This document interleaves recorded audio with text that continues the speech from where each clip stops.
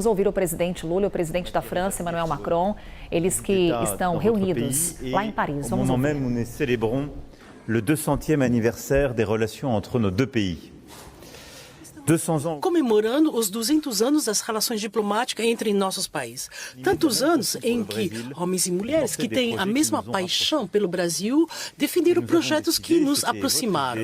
E nós decidimos, foi ideia sua, por ocasião desses 200 anos, decidimos organizar essa temporada cruzada Brasil-França.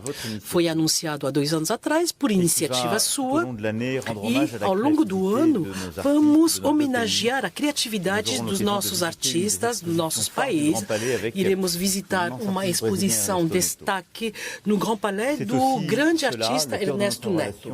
Isso também é o centro da nossa relação, uma compreensão mútua, uma fascinação pelos artistas, pela criação que permitiram resgatar a cooperação cultural em todas as áreas, cinema, música, patrimônio, uma parceria que começou em 1948.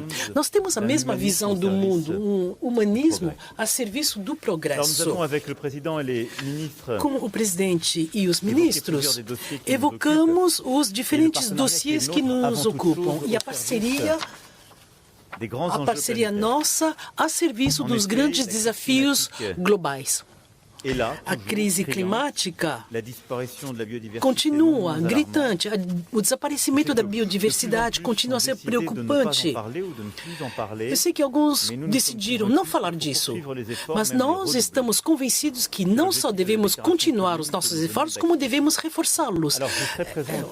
Eu estarei presente junto ao presidente em Belém, durante a COP30, que organiza, é um encontro importante, porque ela vai remobilizar a comunidade internacional em torno desses objetivos. E quero agradecer-lhe por isso, senhor presidente. E decidimos também que, logo antes da COP30, seria o momento para organizar na Bahia um encontro com nossos colegas do continente africano. 30 anos depois da Cúpula da Terra, é um momento para o Brasil organizar uma nova COP e anunciar e reforçar a nossa atuação em prol da biodiversidade e contra a mudança climática. Dentro de alguns dias, o senhor estará em Nice para a Cúpula dos Oceanos e agradeço-lhe por isso. É um combate indissociável do outro combate. Continuaremos a defender a proteção de 30% das terras e dos mares até 2030 e defenderemos também o plano de ação de Nice em prol dos oceanos. E queria agradecer-lhe por esta mobilização. Somos 2 países amazônicos. Compartilhamos a mesma visão sobre as florestas, sumidouros de carbono e este combate contra a mudança climática e em prol da biodiversidade. Então, é o combate de Nice a Belém que iremos consolidar durante este ano. E também falamos das nossas relações comerciais que queremos fazer progredir. Eu apresentei a posição da França ao presidente Lula, o que queremos fazer para melhorar o texto atual e compartilhamos a mesma visão de um mundo aberto que respeite o clima e o comércio. E também evocamos as grandes crises internacionais, ainda falaremos disso, a Ucrânia, o Oriente Médio, Oriente Próximo, Haiti e, por fim, evocamos a agenda bilateral. Porque nós temos uma relação intensa que queremos intensificar mais ainda. O Fórum Empresarial de amanhã nos permitirá avançar nesse sentido. E os anúncios que faremos em Nice nos permitirão dar mais conteúdo a essa relação. Transporte aéreo, marítimo, terrestre, a energia renovável, nuclear civil, minérios críticos. São muitos projetos em que estamos avançando. E consolidamos durante essa visita de Estado as nossas relações de defesa. Faremos tudo o que podemos para acompanhar a Marinha Brasileira e continuaremos a avançar sobre os grandes projetos comuns que temos em matéria de helicópteros. Esta parceria estratégica equilibrada que temos também corresponde à intensidade das nossas relações humanas. Na minha visita do ano passado, eu pude visitar o Instituto Pasteur, um dos mais belos exemplos de cooperação científica, e agora temos um projeto de produção de vacinas que corresponde perfeitamente à agenda de soberania sanitária, na qual acreditamos. E essa relação mais estreita também é a relação entre dois países amazônicos.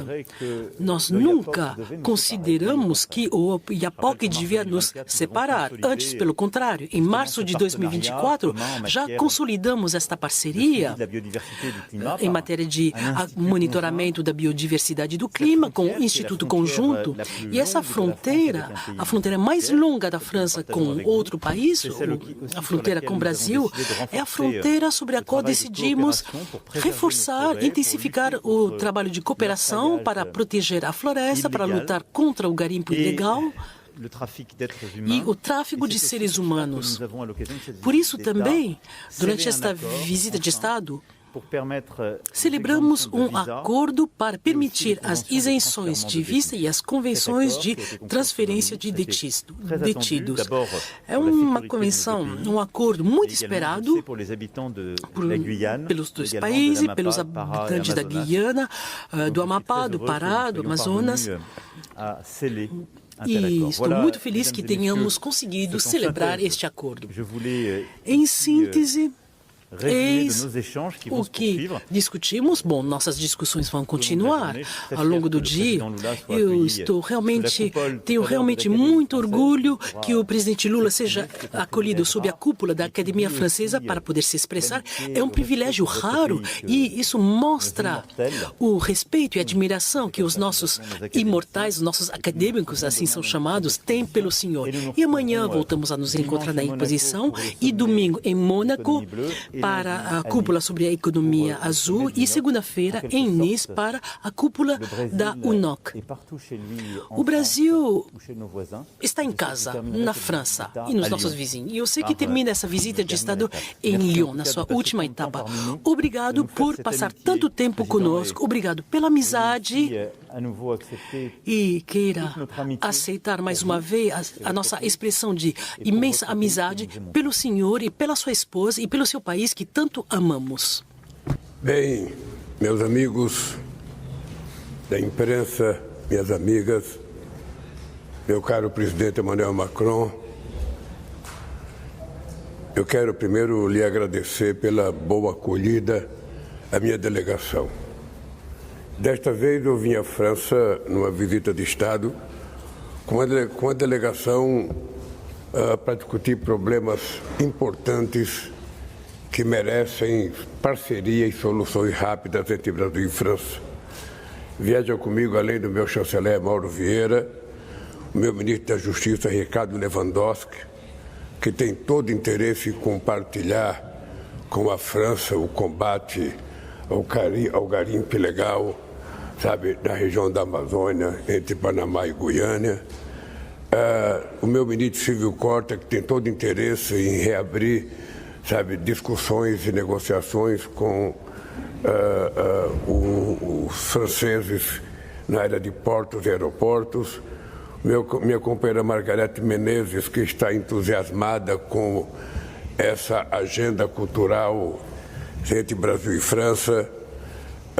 Nosso querido Alexandre Silveira, ministro da Minas e Energia, que tem muita contribuição para discutir com os empresários que investem em energia no Brasil, e a minha querida companheira Marina Silva, que tem muito a discutir sobre as questões climáticas, desde o cumprimento do Acordo de Paris até a novidade que é o financiamento para que a gente possa atingir as metas determinadas no Acordo de Paris de 1,5 graus.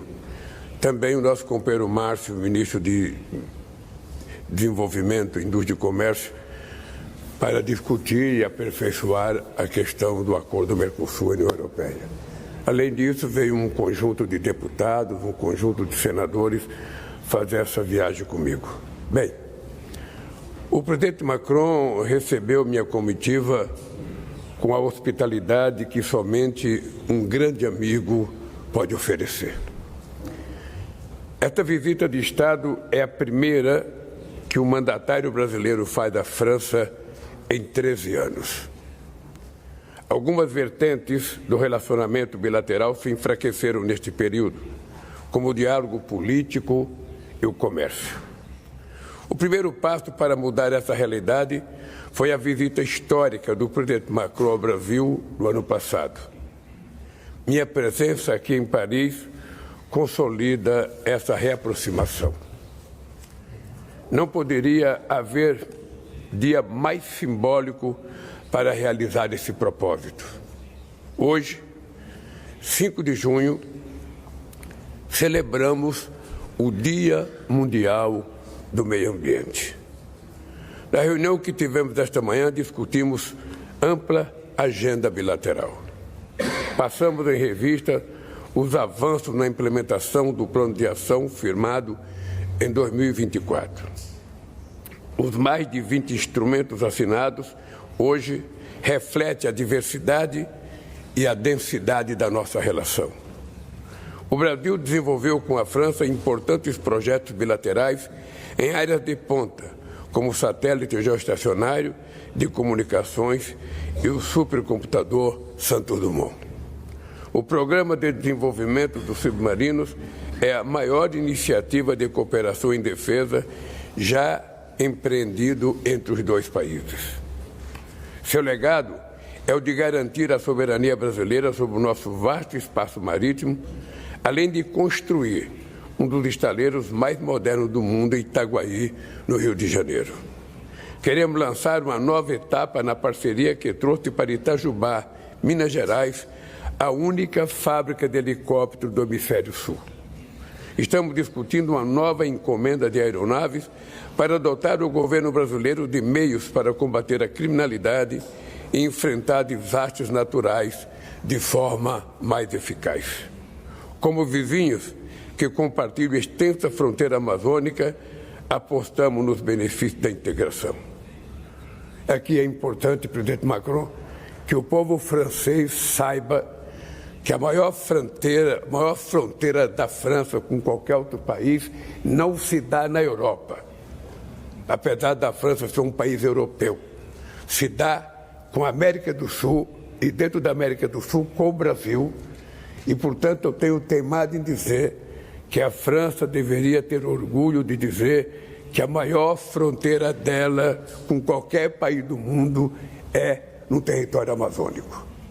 É importante que o povo francês saiba, que a França deveria estar para a América do Sul como está para a Europa, porque a França é também sul-americana.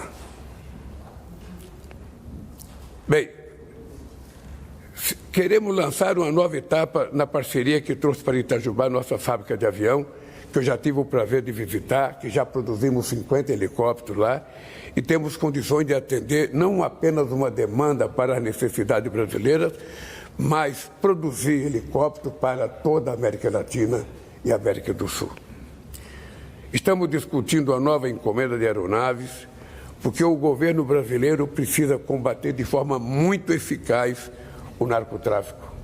Precisa combater com mais eficácia o garimpo ilegal, precisa combater com mais eficácia os madeireiros ilegais e precisa combater com mais eficácia tudo que for ilícito no nosso país.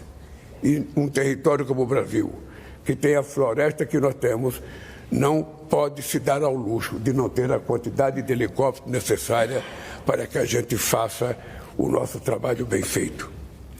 Como vizinhos que compartilham a extensa fronteira amazônica, apostamos nos benefícios da integração.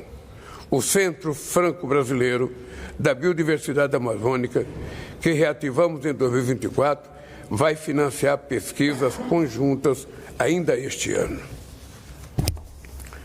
O fim do regime diferenciado de vistos é um pleito de longa data para facilitar o trânsito regular de pessoas entre o Amapá e a Guiana Francesa. Isso promoverá o turismo e o comércio das comunidades transfronteiriças. Integrar também implica coordenar para combater o tráfico, o garimpo ilegal e o desmatamento. Esse é o espírito do acordo assinado hoje pela Polícia Federal e sua contraparte francesa. A luta contra o crime organizado também motiva minha visita à sede da Interpol em Lyon, que pela primeira vez é dirigida por um brasileiro. A organização é chave nos esforços multilaterais para o enfrentamento a ilícitos transnacionais, em especial o narcotráfico e a exploração de crianças e adolescentes. Ressaltei ao presidente Macron que o intercâmbio bilateral não condiz com a envergadura de nossa parceria estratégica.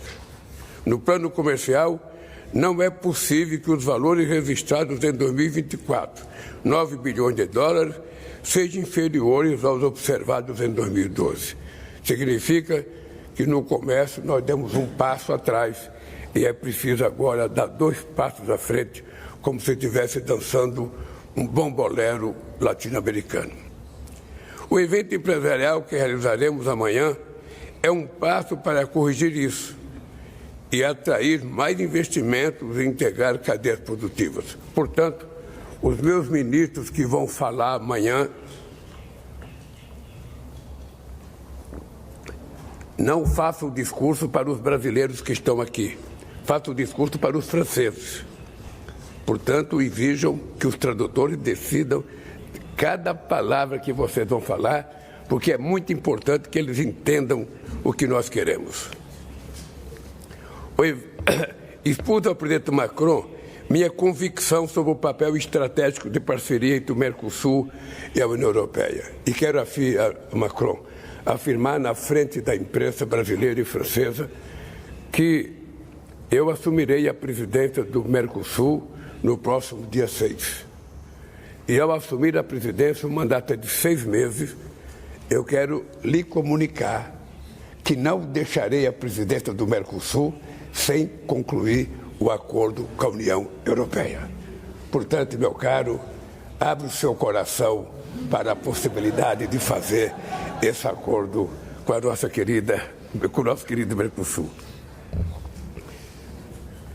Esta é a melhor resposta que nossas regiões podem dar diante do cenário de incertezas criado pelo retorno do unilateralismo e protecionismo tarifário. Defender o regime multilateral do clima é outra prioridade compartilhada. A COP30 marca os 10 anos do Acordo de Paris e aproxima França e Brasil no combate ao aquecimento global. Firmamos hoje 2 atos que fortalecerão a cooperação em matéria de hidrogênio de baixo carbono e de descarbonização do setor marítimo. Minha participação na Conferência das Nações Unidas sobre o Oceano em Nice ressaltará a importância dos mares como reguladores climáticos e fontes de biodiversidade. Os biomas marítimos demandam o mesmo nível de atenção e de compromisso que as florestas tropicais.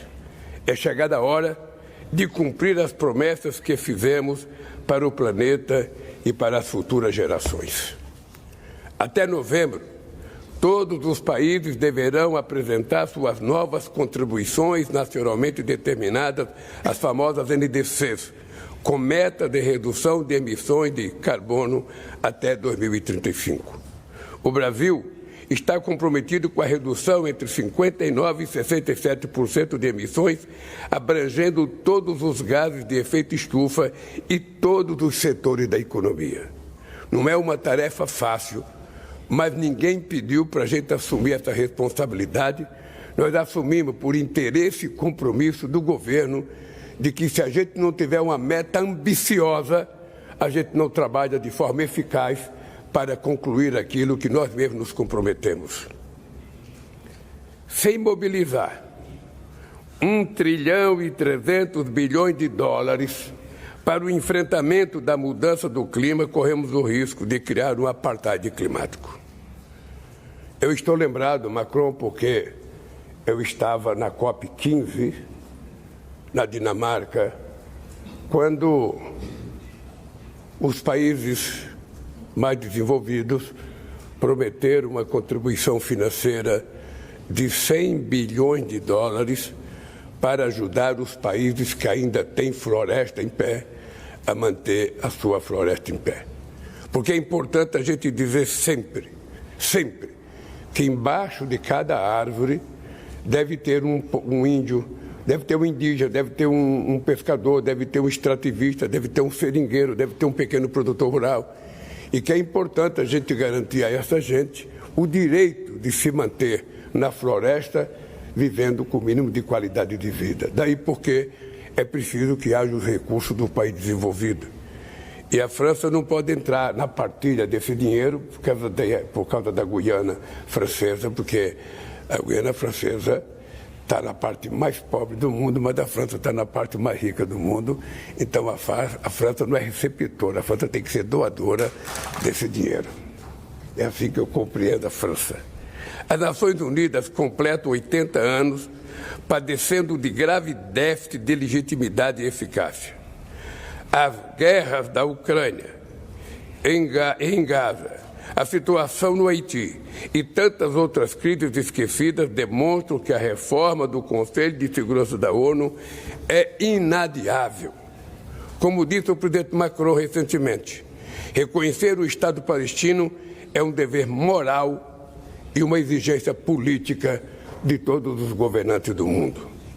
O Brasil foi um dos primeiros países na América Latina a fazê-lo.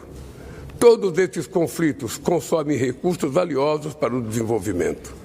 A Aliança Global contra a Fome e a Pobreza, lançada pelo Brasil no âmbito do G20 no ano passado, que inverte essa lógica e voltar a colocar a vida humana no centro da agenda internacional. Sei que podemos contar com a França.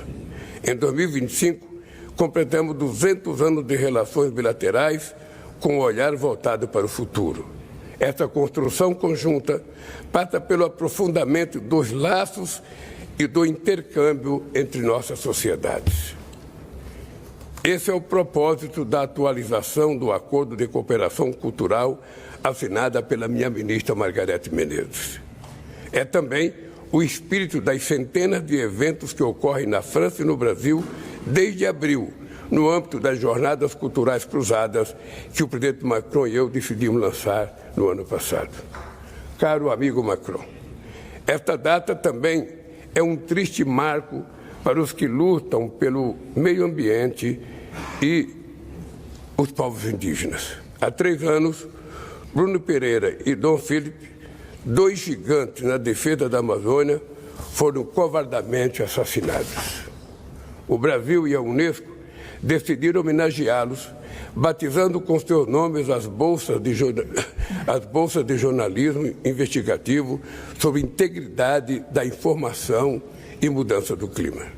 Há 2 semanas, perdemos o genial Sebastião Salgado, um dos maiores fotógrafos do mundo.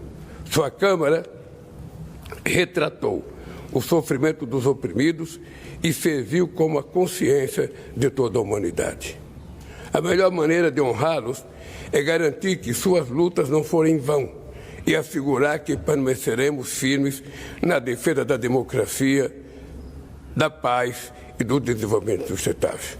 Meu caro amigo Macron, eu estou convencido que Brasil e França precisam cada vez mais estarem muito juntos para que a gente possa continuar defendendo 3 coisas sagradas: a democracia, o multilateralismo e o livre comércio. Não é possível destruir coisas que foram construídas com muita força depois da Segunda Guerra Mundial e tentar voltar ao protecionismo, unilateralismo, sabe? A fraqueza da democracia que estamos vivendo hoje no mundo. É impressionante o crescimento do negacionismo, do radicalismo de extrema-direita, que não reconhece as instituições, que não reconhece a verdade e que estão ganhando espaço no mundo inteiro, combatendo instituições que são a razão pela qual a gente ainda tem a existência do regime democrático nos países. Portanto, defender a democracia não é uma coisa pequena, é uma coisa importante e é possivelmente a coisa mais importante que a gente tem que fazer. E a outra é não permitir o fim do multilateralismo, que a França sabe o que isso significa. Eu sempre digo que a União Europeia, quando ela construiu, um parlamento, quando ela construiu um banco central, quando ela construiu uma moeda, quando ela construiu as comissões que representa, a União Europeia passa para mim, uma espécie de patrimônio universal da democracia. E eu acho que é isso que a gente tem que garantir, e a gente não pode permitir que em nenhum momento a gente possa vacilar em defesa dessas coisas que são sagradas para a boa sobrevivência da humanidade. Por isso, muito obrigado, querido. Obrigado. Messieurs les présidents, merci. Nous passons désormais aux questions-réponses. Assim encerramos a fala dos dois chefes de Estado. A conferir agora se jornalistas também farão perguntas, tanto a Emmanuel Macron quanto ao presidente Lula. Ambos destacando em suas falas a necessidade de proteção ao meio ambiente, também a adoção do livre comércio, com críticas aí indiretas à política protecionista, às tarifas impostas pelo governo dos Estados Unidos. Emmanuel Macron também confirmando sua participação na COP30 em Belém, no Pará, pauta ambiental em destaque nas falas dos dois presidentes. E agora o presidente Lula segue falando, respondendo ao questionamento da imprensa. Vamos acompanhar. Do povo brasileiro e do presidente Macron. O Brasil, desde o começo dessa guerra, se posicionou contra a ocupação territorial, que a Ucrânia fez, que a Rússia fez no território ucraniano. E, ao mesmo tempo, o Brasil se posicionou contra a guerra. O Brasil, junto com a China, construíram um documento e uma proposta de 13 países emergentes para discutir um grupo de amigos e tentar encontrar uma solução. Eu, pessoalmente, conversei com o presidente Putin, fui à China depois, conversei com o presidente Xi Jinping, voltei e parei em Moscou e liguei outra vez para o presidente Putin para dizer a ele que era extremamente importante que ele fosse a Istambul participar pessoalmente das negociações, que seria um sinal que ele faria ao mundo de que está interessado na construção da paz. Obviamente que eu respeito que o chefe de Estado toma decisão a partir, do seu governo, não a partir da minha sugestão.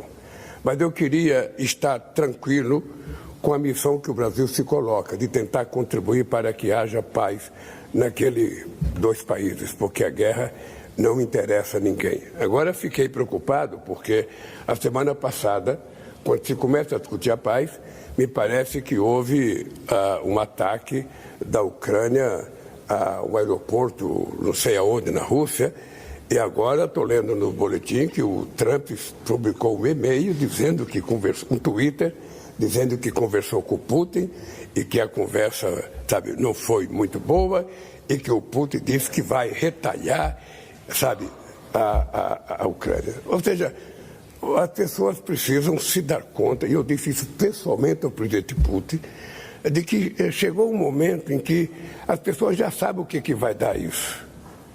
Ou seja, já está mais do que provado a insanidade mental da guerra. A guerra, ela não constrói nada, ela destrói.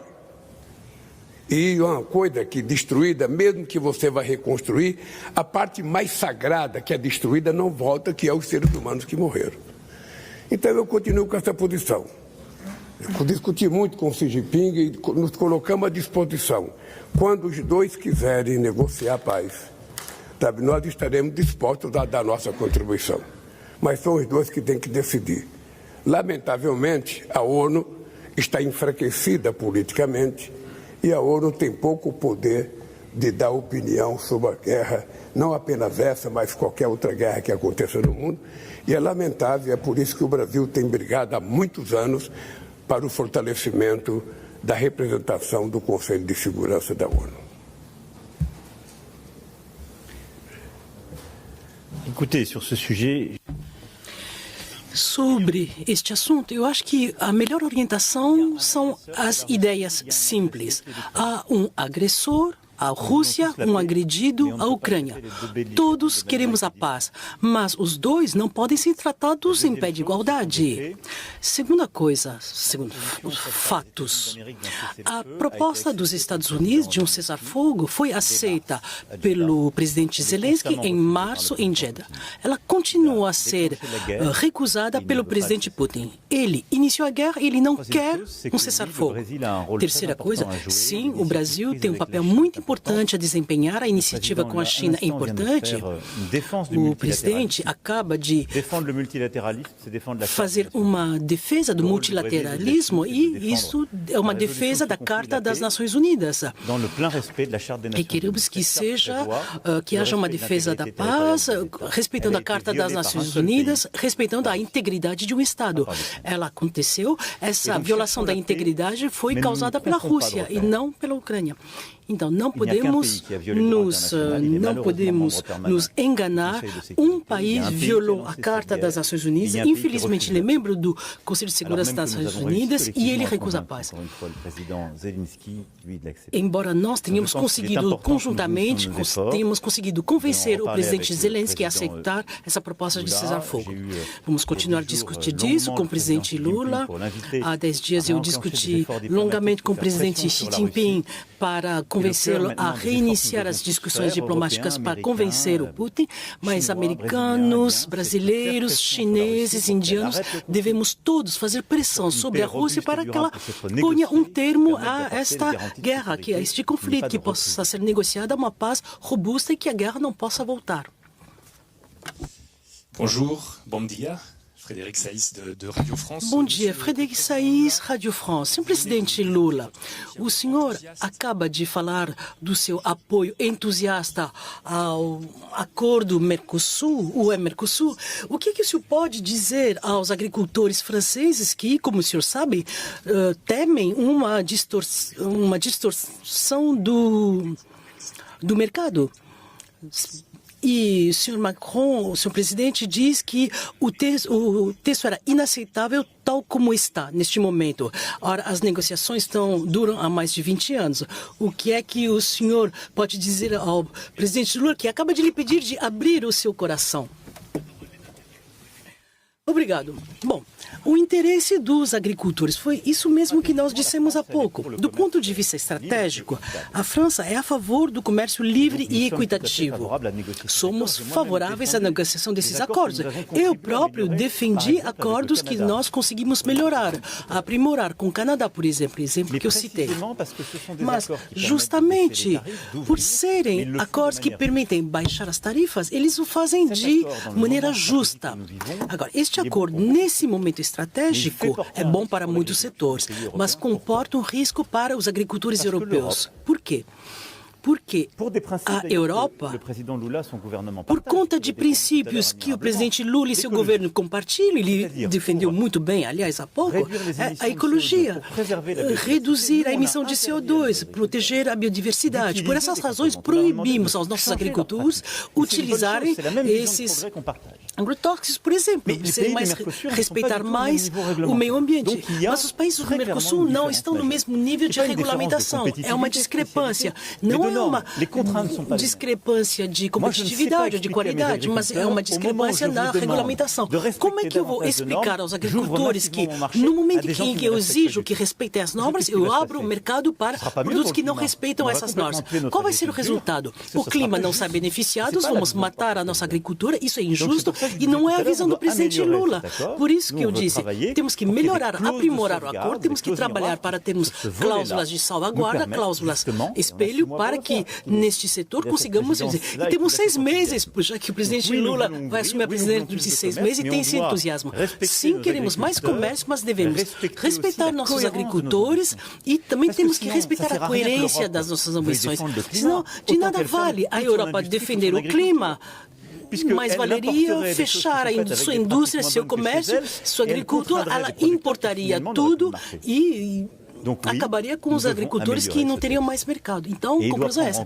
Temos que aprimorar o texto. Ele tem que incluir cláusulas espelho ou medidas de salvaguarda. O que queremos é que haja um protocolo adicional sobre esse setor, dizendo que quando há desestabilizações no mercado que não são justas, podemos introduzir freios. Isso foi feito em outras ocasiões, podemos fazer isso novamente. Isso não tem nada a ver com a defesa estratégica do comércio. Olha, eu acho que não está difícil fazer o acordo. Primeiro porque eu acho que tem uma grande qualidade de boas condições para a gente fazer esse acordo. Mas é importante lembrar que, embora o Brasil esteja se transformando num país produtor de vinho, a gente está trabalhando, facilitando a exportação de vinho francês para o Brasil. Embora o Brasil seja um país produtor de queijo e de laticínios, eu até apresentei o Macron com uma caixa dos melhores queijos brasileiros. Ele não me deu resposta se gostou ou não. Mas a gente não quer competir com os franceses nisso, a gente vai continuar importando queijo francês. Embora o Brasil esteja em alguns estados produzindo boa champanhe, a gente ainda não quer proibir a champanhe francesa. Bom, isso é uma demonstração de boa vontade. A segunda coisa que o companheiro Macron pode dizer para os agricultores franceses: pode ter no mundo alguém preocupado com o meio ambiente igual o meu governo, mas não tem ninguém melhor. Pode ter no mundo alguém que tem uma ministra que apanha todo dia da imprensa por tentar cuidar do nosso país e cuidar do clima, mas não tem melhor do que a nossa ministra Marina. E é importante que os agricultores franceses saibam que possivelmente a nossa agricultura seja complementar. Possivelmente. O que não pode, querido companheiro Macron, é um bloqueio, sabe? Vamos colocar eles para conversar com os nossos agricultores. Vamos colocar nossas cooperativas para discutir com as cooperativas francesas. Vamos trazer eles numa mesa de negociação. Eu tenho certeza que não terá dúvida. E eu queria pedir ao Macron uma coisa muito séria. Não permita que nenhum país europeu coloque dúvida sobre a defesa que o Brasil faz para diminuir o desmatamento no Brasil. Vocês conhecem o território brasileiro, sabem que a gente tem 5 biomas muito importantes e que nós tratamos esses biomas como se estivesse tratando a nossa própria cama. Queremos eles bem cuidados, bem preservados. Agora, é um território de 8,5 milhões de quilômetros quadrados. Não é um território fácil de controlar. Sabe, não é... O meu país tinha sido quase destruído. Só para você ter ideia, quando eu votei, 15 anos depois para a presidência, o IBAMA, que é o Instituto Brasileiro que preserva, que cuida da preservação ambiental, o Instituto Brasileiro do Meio Ambiente, e tinha 700 funcionários a menos do que tinha em 2010. Ou seja, 15 anos depois, a gente tinha 700 funcionários a menos. Nós tivemos que reestruturar para a gente poder cuidar disso. E a minha ministra Thalícia, ela está bem magrinha, dá uma olhada para a Marina, de trabalhar. Ela saiu do Acre, sabe, na Amazônia, para ver se ficava mais robusta lá em Brasília, mas dão tanto trabalho para ela que ela não consegue engordar. Então, isso é de trabalhar, isso é de viajar, isso é de defender, isso é de tentar cuidar de um país que foi descuidado durante muito tempo. Nós pegamos o país numa frase em que a palavra mais ditada no Brasil era: abre as porteiras para o gado passar. E nós queremos que o pessoal seja... O Brasil é o maior produtor de gado do mundo. O Brasil é o segundo produtor de frango, de suíno, de milho, de soja, de cana-de-açúcar. O primeiro de etanol, o primeiro de suco laranja. O Brasil é tudo isso. Mas todo mundo sabe que se a gente quiser entrar nos mercados europeus, no mercado americano e no mercado outros, a gente tem que ter responsabilidade. Uma coisa é produzir internamente, outra coisa é produzir para fora. E mesmo internamente, eu duvido que haja vigília mais, sabe, importante do que a nossa na questão sanitária. Eu estou vindo aqui na França também para receber o atestado de que o Brasil é um país livre de febre aftosa sem vacina. E não estou falando de um país pequeno, estou falando de um país que tem mais de 250 milhões de cabeças de gado. Só para você ter ideia, no estado do Mato Grosso, nós temos 3 milhões de habitantes e 33 milhões de cabeças de gado. E nós sabemos que se o Brasil quer exportar, tem que cuidar, porque ninguém quer comprar nada de má qualidade. E hoje nós temos a verdade que alguns países compram carne brasileira para exportar para outros países. E nós queremos fazer um acordo, porque são 22 trilhões de dólares que estarão no bolso da negociação e 700 milhões de habitantes. Não é pouca coisa esse acordo. E é uma resposta àqueles que não querem mais o multilateralismo. É uma resposta. Nós não queremos voltar ao protecionismo. Nos anos 80 me convenceram de que era preciso ter livre comércio, eu era contra. De que era preciso a globalização, eu era contra. Aí depois que o Brasil entra, agora os que propuseram não querem mais, porque nós ficamos competitivos, porque nós temos condições de competir, isso não vale. Então o que nós queremos é firmar um acordo com a União Europeia. E vou repetir aqui ao meu querido companheiro Macron. Em novembro, ele será presidente da França e eu serei presidente do Brasil. Eu estou dizendo aqui para a imprensa francesa. Eu tenho 6 meses de mandato no Mercosul. E quero dizer aqui que eu deixarei a presidência do Mercosul com o acordo União Europeia e Mercosul firmado. E com o companheiro Macron participando da assinatura para que seja uma boa fotografia. E se precisar, eu venho conversar com os agricultores franceses. Se precisar, eu venho conversar para mostrar para eles que eles vão ganhar com o acordo entre Brasil e Mercosul. Estou convencido, Macron, que eles vão ganhar.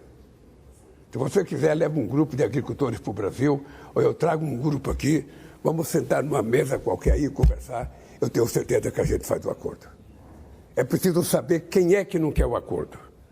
Porque se os agricultores brasileiros e franceses conhecerem o que a gente pode vender, o que a gente pode comprar, não há por que negar o acordo. Como eu sou muito otimista, eu vou regressar para o Brasil, certo de que nós vamos fechar o acordo com esse sorriso do Macron. É isso. Eu sou muito otimista, acredito lá em cima e acredito aqui embaixo na nossa força de trabalho. E acredito na parceria Brasil e França. A histórica parceria entre França e Brasil é uma coisa além daquilo que é uma relação normal. Tem muita gente na França que gosta do Brasil, tem muita gente no Brasil que gosta da França, sabe? Então, eu acho que é isso que vai prevalecer. Eu virei outras vezes da França, você vai outras vezes ao Brasil, e nos encontraremos na Amazônia, e na Amazônia poderemos assinar outros acordos entre Brasil e França. Porque é isso que o povo espera, de você e de mim. Ou seja, esse Lula viaja tanto por quê? Sabe? Para passear, não. Eu viajo para fazer negócio, para fazer com que os países em que eu visito cresçam a relação comercial, política e cultural com o meu país. Fico muito feliz, mas quando ser recebido pela academia, a última autoridade brasileira foi o imperador Dom Pedro em 1800 e não sei quanto. Então eu fico muito lisonjeado, e lisonjeado porque amanhã de manhã eu receberei o título de doutor honoris causa da Universidade de Paris. Uma universidade que tem muito a ver com a história da França. Então eu fico feliz, além de almoçar com você, de jantar com você, junto com a Jândica Brigitte, com os meus companheiros que estão aqui, sabe? E dizer, melhorou a relação Brasil e França. O Brasil nunca mais terá um presidente que se esconde numa cadeira de barbeiro para não receber o presidente Macron. É isso.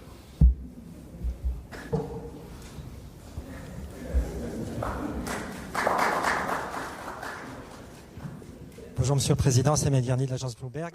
Senhor presidente, agência Bloomberg, onde estão a discussão a nível europeu sobre as eventuais sanções contra Israel? E se não houver acordo ao nível europeu, será que a França pode contemplar sanções unilaterais contra Israel? Vários países europeus, inclusive alguns que têm... Comment évaluer... O primeiro-ministro Netanyahu continuam enviando armas a Israel. Muito obrigado. Sur ce sujet, il y a une coordination européenne qui se fait entre nos ministres. Há uma coordenação ao nível europeu entre nossos ministros das relações exteriores e com os ministros da União Europeia, mas também o ministro britânico, para intensificar a pressão. Os próximos dias vão ser decisivos. Eu prefiro, a esperança é a última que morre, nós vamos intensificar a pressão junto com os americanos para obter o cessar-fogo, para permitir que as operações humanitárias recomecem e, ao mesmo tempo, estamos preparando a conferência de 18 de junho com a Arábia Saudita, que deve abrir o caminho para um mecanismo de reconhecimento da Palestina e um mecanismo de segurança coletiva para toda a região. As discussões continuam e veremos nos próximos dias se devemos falar com voz mais grossa e tomar disposições concretas. E não digo mais aqui agora para não prejudicar a possibilidade para os ministros de celebrar o acordo, de obter resultados e esse cessar-fogo tão importante. Estamos trabalhando em estreita cooperação com os outros países europeus e com os britânicos. Para mim também? Olha, eu sinceramente queria dizer uma coisa importante para vocês. Se tem uma coisa que eu aprendi a respeitar no exercício da presidência da República do meu país, é a liberdade de cada país tomar conta do seu destino, de cada país fazer o que bem entender, desde que esse bem entender não ultrapasse os limites do bom senso do ser humano. O que está acontecendo em Gaza não é uma guerra. O que está acontecendo em Gaza é um genocídio de um exército altamente preparado contra mulheres e crianças. É isso que está acontecendo. E é isso contra isso que a humanidade tem que se dignar. É contra isso que a sociedade tem que se dignar. E é contra isso que eu fico exigindo todo dia, estou ficando até um cara muito chato, que eu fico exigindo mudança no Conselho da ONU. A ONU de hoje não pode ser a ONU de 45. A ONU de hoje tem que ter o continente africano participando, o continente sul-americano participando, o latino-americano. Tem que ter países importantes, como a Alemanha, como o Japão, Por que a Índia está fora? Então eu acho que é o seguinte, é preciso que tenha a mesma ONU que teve autoridade para criar o Estado de Israel, tem que ter autoridade para preservar a área demarcada em 1967.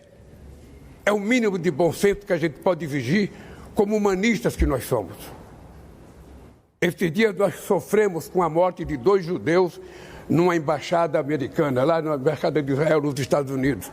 Mas no mesmo dia, 2 crianças carregando um saco de farinha foram mortas. E não houve a solidariedade que houve aos 2 que foram mortos na embaixada. Ou seja, nós não podemos tratar os palestinos como se eles fossem cidadãos de 2ª categoria ou de 3ª categoria. São seres humanos que querem viver como nós, que querem ter liberdade. O que é que nós estamos defendendo há muito tempo? Só tem uma solução. A gente não pode permitir o discurso do presidente de Israel, que diz todo dia que quer ocupar a faixa de Gaza. Bem, nesse momento, o presidente Lula e o presidente da França, Emmanuel Macron, respondem ali aos questionamentos dos jornalistas. Agora, o conflito em Gaza é que está em destaque na fala dos 2 chefes de Estado. Há pouco, também, os 2 líderes responderam a perguntas relacionadas ao acordo entre Mercosul e União Europeia e também sobre a guerra na Ucrânia. Nessas 2 questões, expondo divergências entre Lula e Macron. E é sobre isso que a gente vai conversar com os nossos analistas, já aqui posicionados, também acompanhando atentamente essa entrevista coletiva, também os pronunciamentos que aconteceram de Lula e Macron.